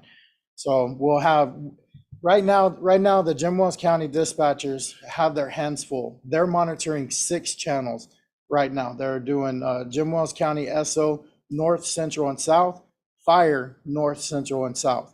And so this right here, we're going to go back to basically how we were, but it's going to be better because we are going to be able to hear from one side to the other. On right? one channel. On one channel, So right. when somebody says something, Everybody's going to hear it, right? And that's what we said in our meeting back in March. Communication is 100% key. You know, during a emergency, we have a mass shooting, for example. We'll just use that. I hate to bring this up, but if we have a mass shooting in Orange Grove, Fremont's going to know what's going on instantly. They're not just going to hear the dispatch and just hear one side of it. That way, Fremont can go to this as well. Then both can go. The constables can go. DPSs can go. So we'll go from 6 channels down to 3 channels. We'll have Jim Wells County SO, Jim Wells County Fire, and then we'll have the operations a channel for the SO. This is huge. I mean, Ever since we had the emergency management symposium, we've been working diligently with the sheriff department, with Motorola, with Crescent, with all the fire chiefs, and VTX. We're trying to build the best product that we can. And I know the last time, the first time we went with Motorola, which was probably three years ago, 2019. I know that what was said there was, this is the Cadillac, this is what's going to be. I don't want us to be told that this is the Cadillac and this is going to be solve all our problems, and it doesn't solve it. Commissioners Court's not here to play games. We're not here. We're talking about serious money here. If what's being said is being said, and that's what's going to, the product is going to be delivered, great. If it's not going to be delivered, we can't be playing with county funds like that. This is a lot of money. No, I agree. I would not. I'm very passionate about this. And Sheriff is on right now. Sheriff, if you want to intervene and let you know your opinion as well. Lance, thank you, Lance. Again, ladies and gentlemen, this is a plus for the county. It's a long time coming, and I'm sure that this is going to be like the judge mentioned, the Cadillac project that is going to be helpful for emergencies. And this connects us through everything from south to north, and it's going to be a plus for us. So it's essential that we have something in place, and also gives us the opportunity to communicate with commissioners in the event of a crisis or an emergency. So definitely a plus for all of us. Does everybody have to use Motorola radios? No, so Chief Louie would know more about that. I don't think that it has to be a Motorola radio, but we all have. Chief is there. Yeah, Chief, go ahead. Can you answer that one? Yeah, so going back to what Lance was talking about, and if you remember, commissioners, most of you were here in 2019. They created phase 1, which was to actually build the system. This part of phase 2 is to connect them together. That's bottom line, that they're going to be connected, where you can actually be able to talk on one channel from one end of the county to the other. You do not need to have a Motorola radio to talk through the system. And any radio, any particular radio, Project 25 radio will work fine. We did put in a grant for some radios for the fire departments through Operation Lone Star, and we hope to get some of those radios for the fire departments. We did put in for that, but you do not necessarily need a Motorola radio to go through the system. But that's probably, again, Motorola is one of the leading communications company in the world. So, thank you, Louis. Okay, that being said, tell us the news.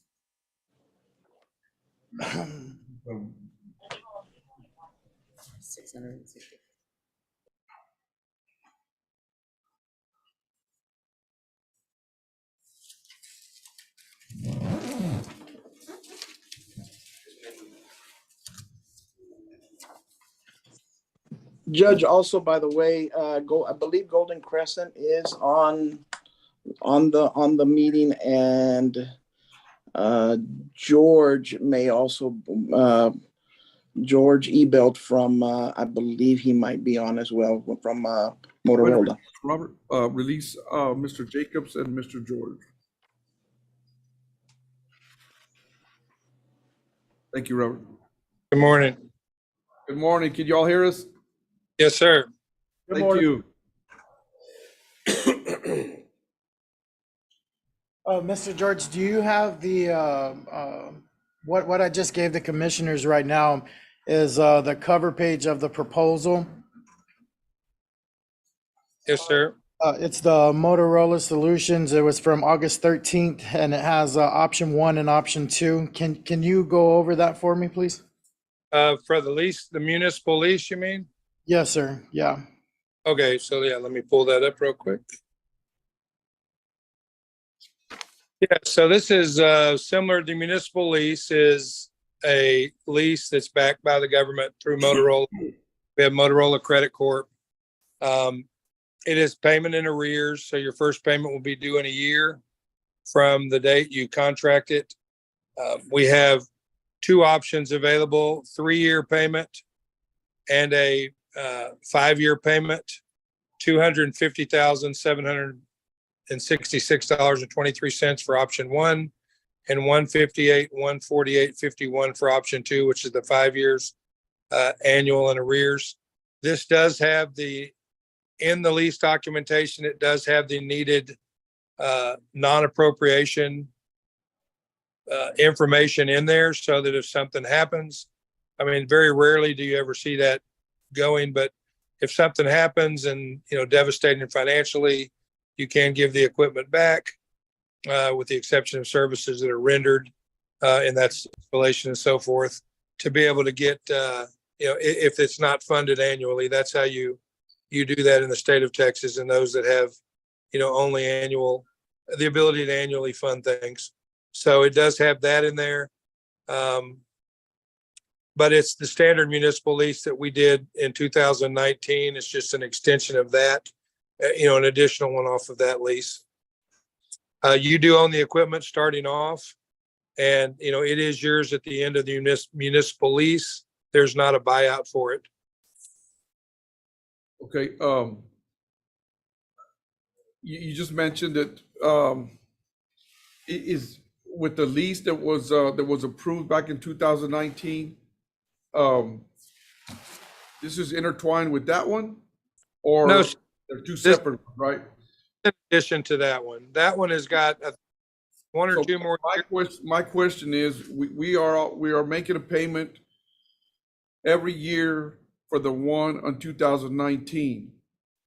What I would like to see, and possibly my commissioners might like to see, is there any possible we can infuse those 2 loans and have one payment instead of 2 different payments? Are we making the last payment on the rodeos already? We have 4 more payments. 4 more payments.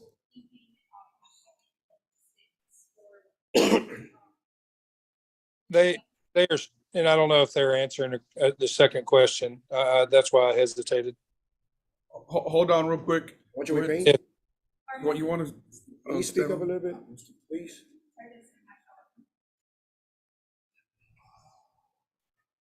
Screen again. Okay, I do have the pay Please schedule. state your name for the court, ma'am, please. Cindy Garcia from the auditor's office. I do have the current pay schedule from the last financing that we did. And we have our last payment will be in October of 2026. We are making a monthly payment of $115,954.95. Monthly or yearly? I'm sorry, yearly. I said monthly, sorry. Okay, Yearly. So in essence, if you get it right now, you don't make a payment till next year. So you'll be on 24. You have you'll have 2 payments. 2 payments left. Basically, we would have to come up with 159,000 for 2 years for us not to be, because we already have it in budget right now. So for 2 years, we would just have to come up with 159,000 or 150,000 for our simulcast for 2 years Together. together, right? And 300, then once in other it's- words, almost $285,000. Well, we're in budget for one, so, you know, we would have to budget for 2 years an extra 159,000 or 150,000. And then once 2 years is up, then we'll be in budget for the Yes. next, for the remaining 3 years. We budget annually for this particular payment, so anytime the county goes into any capital lease payments, then we do make sure that it is budgeted accordingly. 2024, 25. And what is the due date on that? On the current one, it's October. October, okay. So if we complete it in March of 2024, we won't have a payment until March of 2025. It's always the following year. So. Once yes, you go into so- agreement, the payments due the following year. Yeah. So this agreement won't be made in 2023, it'll be made in 2024, Once it's completed. once it's completed in 2024? So Yeah, you'll the first payment, overlap payments of 3 years. but so is your payment in March or is your payment in October? In October. Okay, so October. So we could make sure the first payment due in a year would be from October. So at least we have the same annual due date as far as the October. We cannot bring these two together because they're different interest rates. But we can make it to where it mirrors the same month that the other one is done. And if that's a month worth of free interest, we can do that. So our first payment will be on 2024, and that'll give us 2024, 25, 26, 3 payments on the existing. Correct. And those 3 payments add up to 345,000 change. 345,000 and change. Okay. But with this new system right now, I mean, this is gonna take us to the top of the line. I mean, this is the best of the best of the best. Motorola's number one in public safety. DPS uses them, the Army uses them. This is the best of the best. So that's all good and great, but my best of the best is the elderly women or the elderly couple that are over there in La Parrita or in La Gloria that are having trouble right now. We getting our can be able to contact. come running, absolutely. If I need to make sure that that's what's gonna, you guys need to assure us in Commissioner's Court. Commissioner's Court is fixing to make a huge That's not decision. gonna change anything else, because if there's a call way out there in La Gloria, you get the call, you guys won't hear it over here, that's the only We thing right won't. now. But they're gonna get their services, No, I understand. They'll get the services, but we'll know if there's you'll know over here. Right, if there's a mass shooting in La Gloria, That's the what I'm whole saying. entire county But will the judge know. is saying that are we gonna be able to get to them? No, we will be able to get to them. It's just Right. that you guys won't be able to hear the call. We will, yeah, now we Because you will don't be wanna able flip the to. switch. Yeah, exactly, because not because we won't be able to flip the switch, it's just that right now, the way that we're running, you can't, there's no way possible. It's not the topography that we have laid out, there's no way possible. Mr. George, I don't know if you heard my first presentation, but can you recap what this system is gonna do for us, being simulcasting? Yeah, so, yes, sir, I absolutely can. And I joined right when you were finishing that, and it sounded like you were doing a good job on the summary, so thank you. And I apologize for not being there today. My wife is out of state, so I have to endure with my 14-year-old daughter who just had knee surgery to make sure she gets to school. So I appreciate you allowing me to be on the Zoom call. So what we're doing on this is we're taking the phase 1, which is 3 sites, and we're now joining them together via a local fiber company that's going to tie these together via fiber, so that when you do dispatch a call, it's now heard over 3 towers simultaneously. Whereas before we had to pick a tower because we didn't have the connectivity. The fiber will allow us to now have the connectivity between the 3 sites, so that for the first time in where we do have coverage of those 3 sites, we'll now be able to key up from dispatch when we dispatch a call from the southernmost end or the eastmost end to the westmost end, or southwest to northeast. we'll be able to hear the calls from all over the county so that when interoperability is needed most, others will be able to, as we say, in moments that matter, they'll be able to start getting together everything that's needed, knowing that that call for interoperability and assistance is coming, not having to wait for an additional call or a call out later. You know, one of the biggest things in dispatch and public safety is the voice inflection. So when those hear the need, and in the unfortunate event, there is a mass casualty or there's a large, catastrophic event, hurricane damage and so forth, others will be able to understand the dispatch and start readying themselves in preparation to help. That will definitely assist in that timing factor that Lance is talking about, being able to get everything ready and assist across the county boundaries. So that will, across the county, the city and the agency boundaries. So that definitely will help as we marry these three sites together. So you spoke to the city of Alice fire department and all the fire departments? We had a meeting about probably 30 days ago, 45 days ago, trying to get this put together, getting cost. Realistically, can it be done with fiber optics? VTX was there. I had Patrick with the city of Alice. They have their own channels, but Patrick's also the chief from Ben Bolt. So I will speak for Patrick. He is a thumbs up on this, and I will speak for Jeff McFadder, chief of Orange Grove. He's a thumb up. Shane from Fremont, I will speak for him. He's a thumb up. And Chief Henry Barajas from Sandia. With all of them. Everybody, yes. So this isn't just for the ESO. This is for constables. This is for everybody. I might be,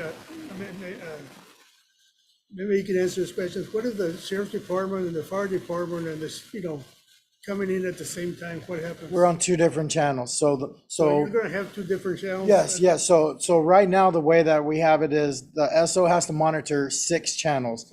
So they're gonna have to switch? No, because we have the fire channel that's gonna be right here out of this speaker, and we have the sheriff's office that's gonna be right here on this speaker. Do they have to speak at the same time? So the cool thing is that this is where the dispatchers are gonna love us, because right now at 3:00 in the afternoon, everybody starts running a lot of traffic, right? And so every single day since this has been happening, Jim Wells has to throw their hands up, and I've seen it in real life. They throw their hands up, they press the button, they said, Jim Wells SO, please be advised, you're walking over one each other, because the north doesn't know that the south is talking. So the north is trying to broadcast to 27, 28. So you're gonna have to make a choice, which conversation? So everybody's gonna know. So if Orange Grove PD is on the channel and they're talking running at 27, 28, well, you're just gonna wait your turn, because the people in the central and the people in the south are gonna hear the 800s talking. Somebody's gonna have to be quiet, right? For 30 seconds, right? Because the way that we're working right now is they don't know that they're running, so they're just getting garbage coming in. I've been in there and I've witnessed it multiple times, where all 3 channels, somebody was trying to key up on all 3 channels, north, central, south, and it just sounded. No. It's still going to be one speaker. It's going to come out of one radio, not one channel. Yes, this is going to make everybody's life easier, because there's not going to be any more. You're walking over each other, and then they don't know who's walking over each other, so they're walking over each other again. And so dispatch has to say, timeout, 100, go ahead. And then so they take 100's thing, and then they say, okay, go ahead, 800, which is on the north side.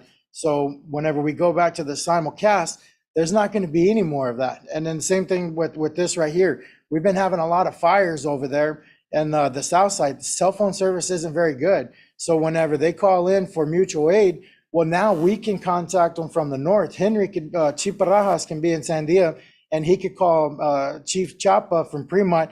Hey, Chapa, what do you got over there? Hey, man, I need a tanker and 2 brush trucks.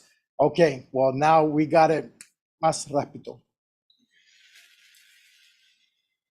Thank you. So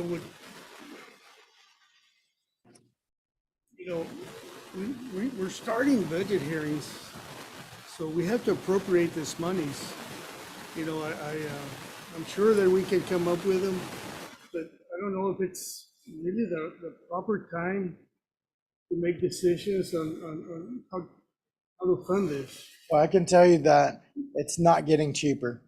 Well, I can tell you that budget hearings are, well, this month, Right. I think I'm all for it. I just think that we're starting our budget hearings. I think it's a good time to appropriate this monies. Like we're talking about, 2 different payments and all that. So I don't know if I want to table this and appropriate the monies, say 30 days from now. And then we would know exactly where we're at as far as financials. I'm all for the system. I think we need to appropriate the monies. Without doing that, then we really need, that's my opinion. So, just to be sure that the first payment that we need to make, if we go with option 2, number 5, is $158,000. Yeah, That's our first payment? That's correct, George, right? That'll be due next year. And it'll be due in 2025. Yeah, it's due payment in arrears. And I just got an update from our lease department. It looks like they got the interest rate down a little bit. So it'll be 156, 686, 71. So we'll save a couple of $1,000s a year. And we'll get talking. 681. Yeah, 156, 686, 71. So my biggest concern, and I appreciate the discussion on the delay, is that, the interest rates are going up. Is my biggest concern. So, that definitely is something that our price will not change in the next 30 days, but the interest rates could potentially impact us. It's just something to consider on that. And we will make the first payment due in October of 24. So we will do a 1 month of interest free to get you to the 1 year in arrears. I'm going to make a motion to take action and approve phase 2, because we'll have time to budget it. Yes. Especially since it's going to be in October of 24. Since the interest has gone down a little bit, we don't know what's going to happen if we wait. Well, hold on. So Mr. Garcia, you're saying that it's gonna be coming up for budget, right? I mean, let me get this straight here. I don't disagree with it. I know we need it. I know it's the best thing we can get, and it's by all means, that's fine. It's just the part that's got me right there is that the 2 payments that are gonna be crossing each other. And that's what I'd like to figure out. I like to pay the other one out first before we start on this one. You understand what I'm saying? So it would just keep flowing the same payment instead of having two. We're gonna have 2 payments, right? 2 payments, yeah. One would be 115, the other one would be 130. And we can, 24, 25, and 26. yeah, That's so, and we can use ARPA money as well to pay this off as well. ARPA money does. My concern is that we have the elevator. That's a huge expense we're gonna have there, plus this year. So, and I understand the payment here it's basically the same thing. This right here is gonna save lives, for sure. The elevator is not gonna save lives. Yeah. I mean, that's, We need both of them. I mean, we do need both, but like I said, We can't compare the 2 because Yeah. it's totally different. So, I mean, I agree we need it. I support that. It's just the funding part of it. Well, How are we gonna wait till we budget it? Do we go into budget? we can do either one. Because we still gotta get it with Noe and then where we gonna get the money. I think that's a wise thing to do. I'd like to get it approved today, but we, budget, the auditors and I have been working on the budget, and it's a tough one. It is a real tough budget right now. People don't understand where we're at right now, but I am sure we can appropriate the funds. We just need to, we need a little bit of time to do it,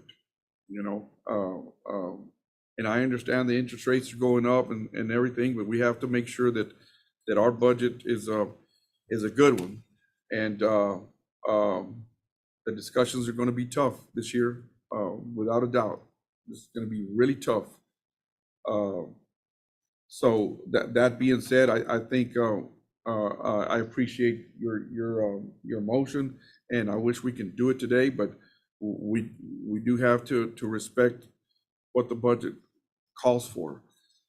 So I will be more than willing to discuss it during budget time, and when that time comes and it comes out positive, we don't have to wait till we approve the budget. We can get them going. And it could be our first budget meeting is on the 9th, 16th, September 16th, or no, September 6th. You're right, September 6th. So we'll know more then about our budget. I know that most people in here and most people watching didn't want to hear about the budget, but yes, it's not very good. That being said, can I entertain a motion to table? Motion to table. I'll second. So we had a motion and we had no response. So that one dies, and we have a motion to table. I have a motion and a second. Is there any further discussion needed? All in favor say aye. Aye. All opposed, same sign. Motion carries. Motion to table, and as soon as we can, Mr. Nance and Sheriff and Mr. Louis Valdez, Deputy, as soon as we can, we'll have this answer for you guys. Thank you. Agenda item number 21, thank you. Discuss, consider, and take action to move existing communications equipment from current tower site in Orange Grove and school tower to VTX tower located on 624 with VTX agreement. Table also, This is, so it's different. I think we have the money right now for this one.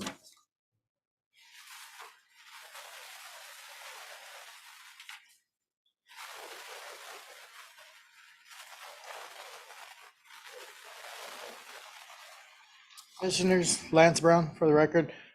This right here, Chief Louis and I, we've been talking, and this right here is moving. The current situation that we have now is we're currently sitting on the north side at the Orange Grove, behind the Orange Grove High School. It's an old antenna that was given to us by A&I Kingsville, which is now Texas A&M. They were going to go remotely.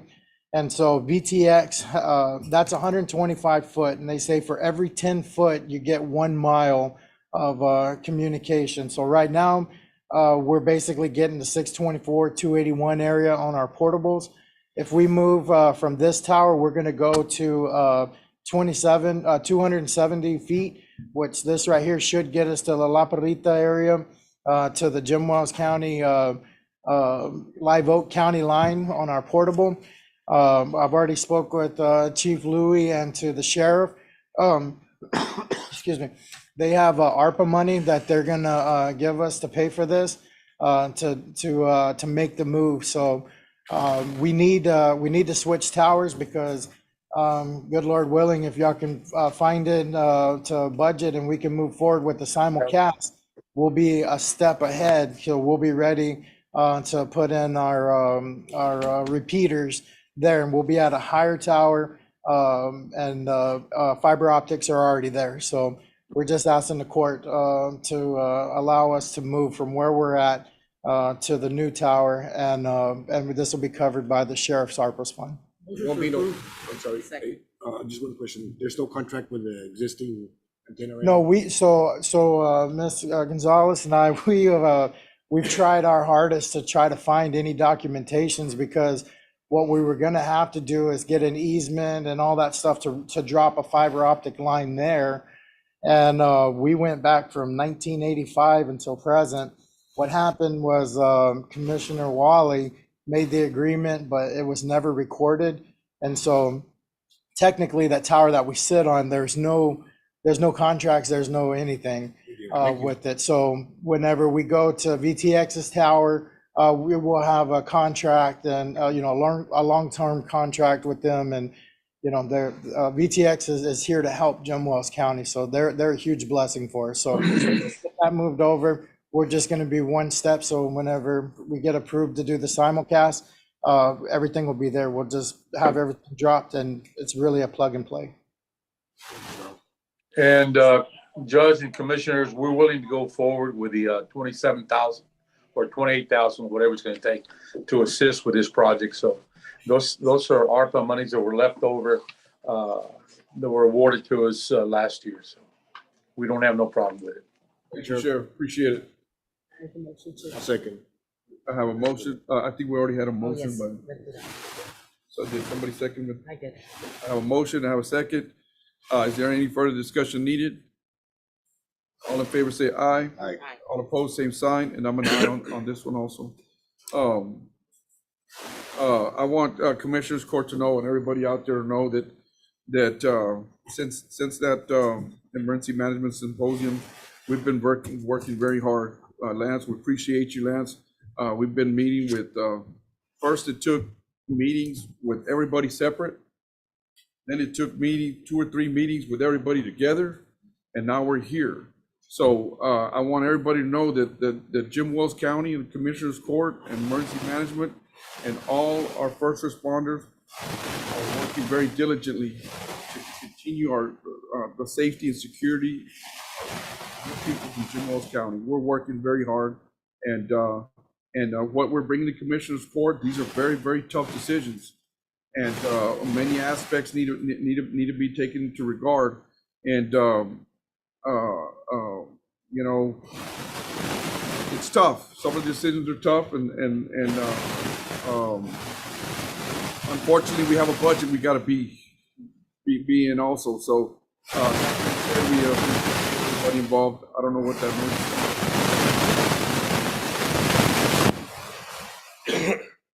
Okay, that being said, we'll move over to agenda item number 22. Discuss, consider, and take action on payroll and bills submitted by the county auditor with exemption of Fund 52, 53, and 54. Make a motion to approve. Second. I have a motion, I have a second to approve agenda item number 22. As stated, is there any further discussion needed? All in favor say aye. Aye. All opposed, same sign. Motion carries. Agenda item number 23. Make a motion to adjourn. I have a motion and a second to adjourn. Thanks everybody out there in the web world out there. Thank y'all for attending, and thanks to everybody in here for attending Commissioners Court for today. Thank you. Good day. I have a motion, I have a second to adjourn. All in favor say aye. Aye. All opposed, same sign. Motion carries. Thank you, everybody. Appreciate you guys.